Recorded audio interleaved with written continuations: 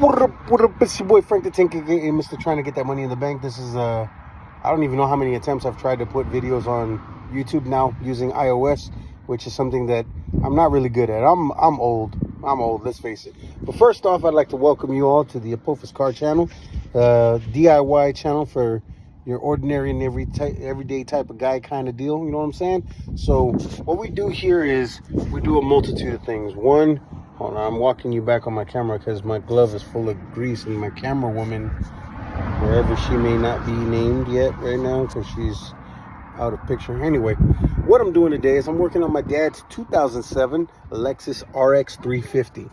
Now, if you're hearing the kids and see the kid in the background, that's my nephew. Thank you, baby. Thank you. Just be careful with the car. Yeah. That's my nephew right there, Rocky. All right.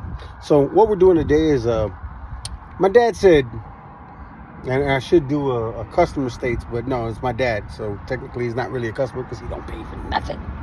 Because he's a pain in the ass. No, he's not. He's a good guy. Anyway, back to the video. My dad said he needed help with his car.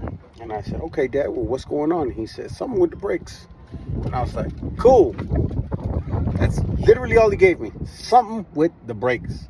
Now, his car has a lot of problems. Lexuses are notorious for having problems. They are an expensive car. They are an expensive car to maintain. They are an expensive car in general just because the name Lexus. They are Toyotas, but the upgrade, that's why they market them as Lexus, because they're the performance type of deal for Lexus, for Toyota, right? This car caters to the everyday person who wants to have that luxury of owning something that's trademarked with something other than a Toyota, right? So here's his rotor. I don't know if you can see that, so let me get you a little closer. What do you see wrong with this rotor? If you can't tell, I will tell you. If you ever see this on your rotor, that means park that car because you are riding on metal to metal, meaning that one of these days you're going to step on the brake and your car is going to continue forward at the speed that it's going, or it's going to seize and stop you dead in the middle of traffic, which is not a good thing because you can get hit from the back or hit somebody in the front. So that's always a very dangerous thing to do.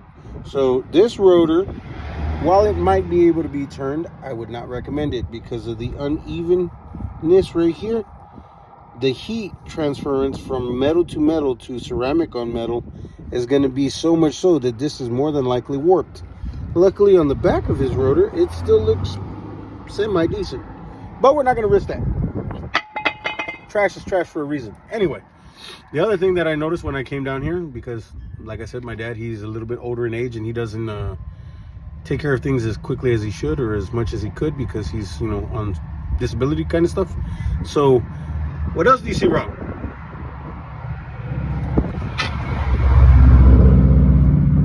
This is grease from inside the CV axle. See that? Oh no, it's dirty. See that? So basically the CV boot is no good, so we got to replace the CV axle. It's not something I'm gonna do right now. I'm gonna do it in another video when I have a little bit more funds to be able to help, because I'm not made of money either. I have to work and I have to pay for all my stuff, but I'm gonna try and do what I can to try and help him out. I did already buy him, oh, that's another thing. So that's his lower ball joint for the front, right? For the driver's side. That's why it's not there. See? Oh no, something's missing. So basically what happened is when he turns the tire, the car kind of does this little whooshing effect, like he's, you know, riding in the open ocean. But I also noticed that his lower control arm, the little, ¿cómo se dice?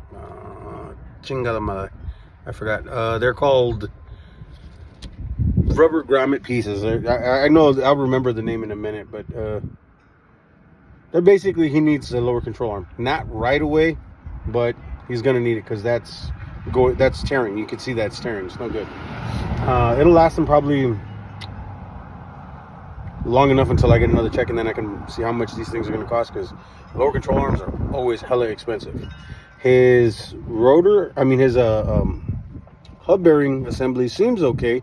it's not making too much, like, it doesn't have any slack in it, so it's not like, so that's okay. Now,